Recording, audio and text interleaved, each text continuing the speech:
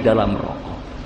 Allahu Akbar. Nangki apa kisah supaya jangan salah tafsir dan supaya jangan sampai salah bawa informasi. Bagaimana sih dikatakan dengan rokok, dengan perokok tadi itu lebih jahat daripada peminum arak? Hati-hati kalau tak salah membuat bermaksiat diserang orang pulang. Menurut Sidin lebih sadis daripada orang minum arak. Nangka ini hujahnya. Nangka ini alasannya. Kalau dengan orang minum arak yang teler inya seorang, diminumnya banyak mampus inya, diminumnya banyak mati inya. Sitin dah ya. Jad Profesor Dr. Abdul Sabur Sain celaka 60, biarin dia mati kalau waktu dia terlibat dengan narkoba atau terlibat dengan minuman keras. Tapi perokok rasanya tidak puas kalau cuman dengan jantungnya atau dengan paru-parunya yang terbakar. Rasanya tidak puas kalau dengan dia yang terseksa, dia yang menderita, dia yang sakit, yang sehingga dengan dia juga ingin orang sakit. Itu nanti dikatakan mujrim, nah dikatakan penjahat, yang dikatakan lebih jahat daripada yang melakukan zina. Orang yang berzina dia akan masuk neraka sendirian. Orang yang merokok menyebabkan orang jadi sakit, yang kita sebut dengan perokok pasif. Statistik yang berbicara di Amerika sudah kita sebutkan. Kita berbicara dengan angka sekarang ini sejumlah 400.000 yang meninggal dunia akibat kena merokok. Statistik yang ada di Indonesia yang meninggal dunia pada tiap tahun akibat kena merokok tidak kurang daripada 57.000. Jadi di sini disebutkan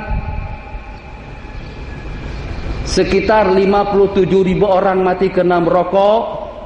Ini di Indonesia 57. Ini angka ini kada bujur. 57.000 saja. Di Amerika tiap tahun tidak kurang daripada 400.000 yang meninggal, 350.000 kena merokok, dan 50.000 kena pada disebut al-tadkhin ala iradi, perokok pasif. 50.000. Ini di tempat yang tertutup. Kalau kamu hendak merokok, tuh hakikan hak asasi. Oke, kada ada masalah, hak asasi kita. Tapi juga hak asasi anak-anak kita ingin dengan udara yang bersih. Kenapa dengan ente bunuh anak? Kenapa dengan ente kotorkan bau baju anak? Anak tadi pakai parfum datang kemari. Kenapa hilang baju bau harum kita? Kenapa bau bosok kita? Kenapa bau rokok kita? Disebabkan karena dengan kita dalam sebuah ruangan yang tertutup bersama orang yang merokok. Berbicara masalah hak asasi manusia, kalau seandainya dengan perokok merasa bebas untuk merokok, sebab itu adalah hak asasi dia, kita juga punya kebebasan untuk tidak menghirup asap rokok dari siapa saja. Nah, itu dengan bahasa ahli kesehatan. Sehingga di negara-negara maju terpampang dan ditulis, kalau hak Anda untuk merokok, hak saya untuk menghirup udara yang sehat dengan udara yang segar, yang tidak tercemarkan dengan bau nikotin, yang sebagaimana dikatakan 1 miligram nikotin kalau seandainya disuntikkan dengan perantaran urat yang ada pada anggota tubuh seseorang, kalau dimasukkan dengan perantaran jarum langsung menjurus kepada urat yang ada pada anggota tubuhnya, seketika itu juga dia akan mati. Itu bukan kita juga yang berbicara seperti itu bukan anak. Yang berbicara seperti itu bukan ulama ahli fikih, bukan ulama ahli hukum, bukan ulama ahli hadis, ulama ahli kesehatan yang menyatakan dan juga yang membuat statistik yang seperti itu. Berapa sih kira-kira dengan keuntungan yang diperoleh di Indonesia? Ini bahasa koran, Indonesia negara perokok terbanyak ke-7. Naden, Ganalidin. Tak kelihatan. Banjarmasin Pos, Radar Banjar, terbitan hari Jumat tanggal 5 bulan 4 2003, dikatakan yang nomor 7. Orang yang nomor 7 di segi perekonomian yang kuat. Kita yang nomor 7 di segi jumlah perokok yang terbanyak. Kada kurang daripada 100 juta di wadah kita atau di Indonesia yang candu merokok, sudah kita hitung 100 juta kali 3.000 saja, tiap hari kita membakar tidak kurang daripada 300 miliar. Ayo, siapa yang mengatakan merokok haram? Duit 300 miliar dibakar tiap hari. Mohon maaf, bukan Anda dengan bahasa yang kasar, bahasa statistik yang Anda nukil di sini masih dikatakan sebuah kitab pengarang Al-Mudakhinu mazala tiflan. Perokok itu masih kanak-kanak kecil. Satu. Dengan bahasa yang lain, orang yang merelakan kepada dirinya dengan mengisap rokok tiap hari itu justru kena dengan pemikirannya yang tidak waras. Ingat, itu bukan bahasa anak. Bahasa itu ada dalam kitab. Itulah anak katakan, ini fatwa, ini kumpulan daripada pendapat-pendapat ulama yang berkata seperti itu. Masya Allah, tabarakallah, pian jai. Halaman berapa? Halaman 11. Fatwa daripada Syekh Muhammad Sulaiman Kurdi di sini.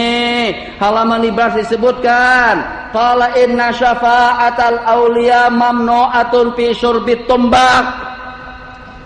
Buka kitab Bughyatul Mustarsyidin, ada di rumah, ada Bughyatul Mustarsyidin. Cari di situ. Halaman berapa disebutkan? Cari seorang. Halaman 260. Syafaat para aulia nanti pada hari kiamat.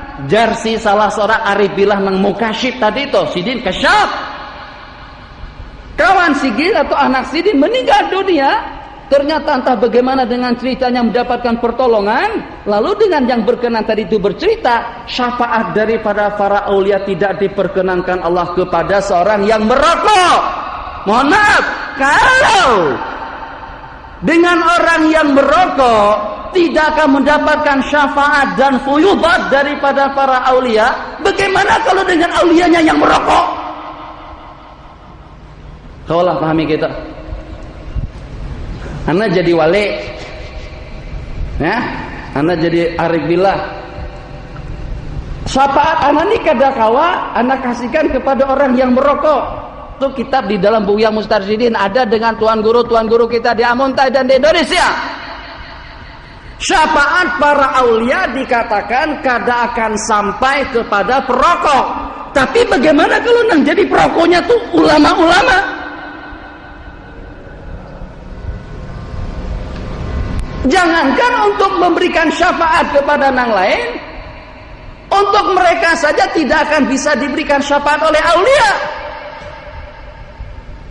Nah, manakutanakan benar keterangan yang disebutkan oleh Al-Wali Al-Mukasyif Abdul Aziz Ad-Dibab, Ahlud Diwan secara sepakat bahwasanya merokok hukumnya haram.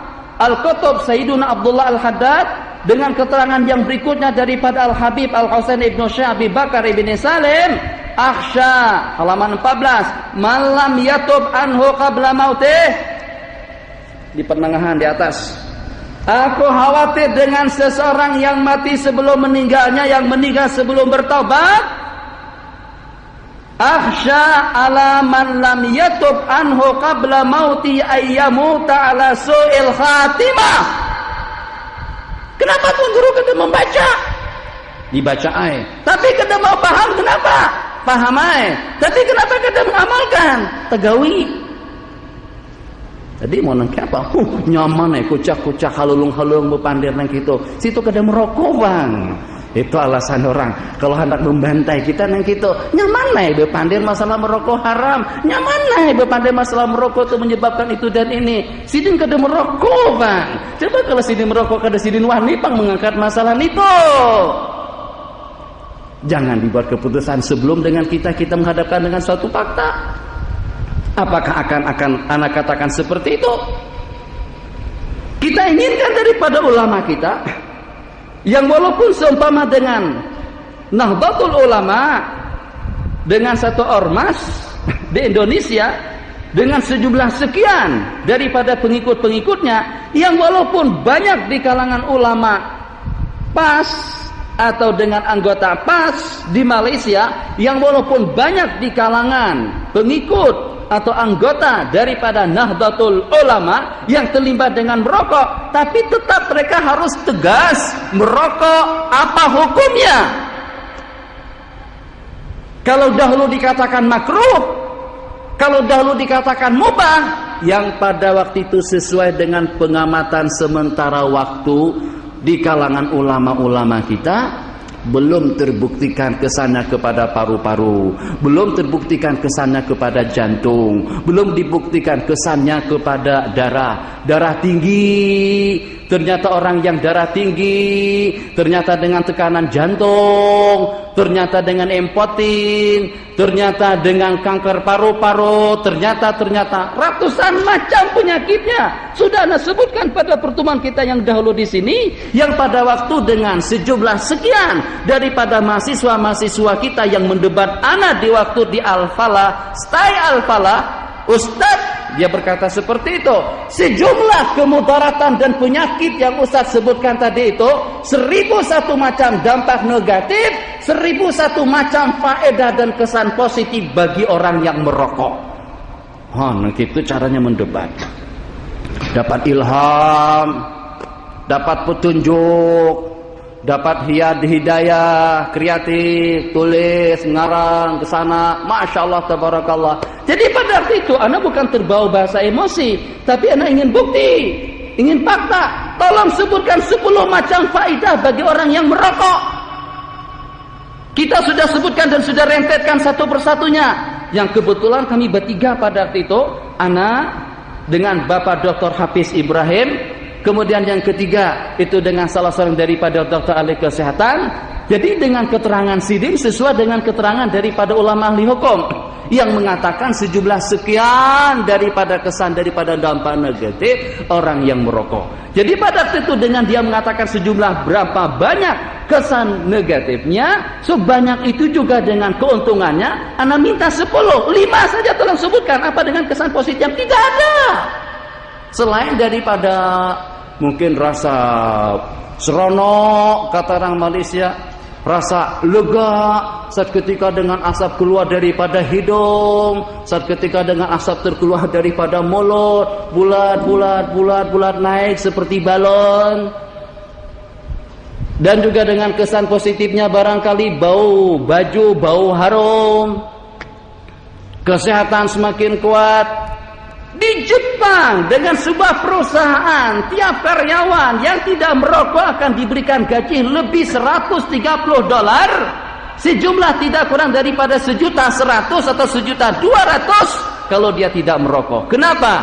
Sebab merokok, satu batang rokok memakan waktu tidak kurang daripada 5 menit. Kalau dalam satu harinya 10 batang, maknanya 10 kali 5. 10 kali 5 menit, tersita waktunya tidak kurang daripada 50 menit. Kalau seandainya dia merokok 12 batang, tersita waktunya tidak kurang daripada 1 jam. 1 jam kali 30, 30 jam. 30 jam dalam 1 bulan, itu adalah sewa atau keuntungan atau upah gaji untuk 30 jam, 130 ringgit, $130 atau kira-kira 1.200.000 dengan duit kita. Jadi nak kada berokok dapat gaji tambahan 1.200.000 di Jepang.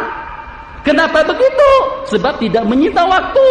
Ini sudah merugikan perekonomian kita. 30% kebakaran di dunia akibat karena rokok.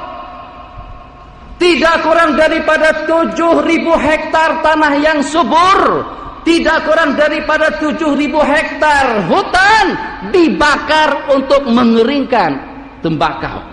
Jadi asalnya tembakau itu kada kayak tembakau kada. Tembakau itu daunnya kayak daun keladi. Diperam, dimasukkan di dalam tempat yang tertutup. Sebulan, 2 bulan, macam-macam yang dimasukkan, racun dimasukkan. Mana buktinya racun dimasukkan? Kalau dengan bahasa kita disebut dengan al-mabit al-hasyari. Jadi kita sebut dengan pembesmi hama, pembesmi hama. Nah, itu juga dimasukkan dalam rokok. Ribuan racun, ribuan bahan kimia dimasukkan ke dalam rokok. Itu memerlukan proses tidak kurang daripada 2-3 tahun sampai hancur, sampai menjadi tembakau yang bisa kita gunakan. Di antaranya itu ternyata cuka daripada buah apel atau dengan buah apel, yang diantaranya cuka daripada anggur, diproses.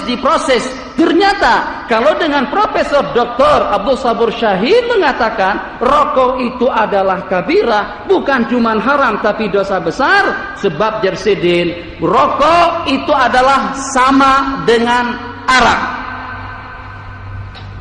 Di segi ketagihannya, kecanduannya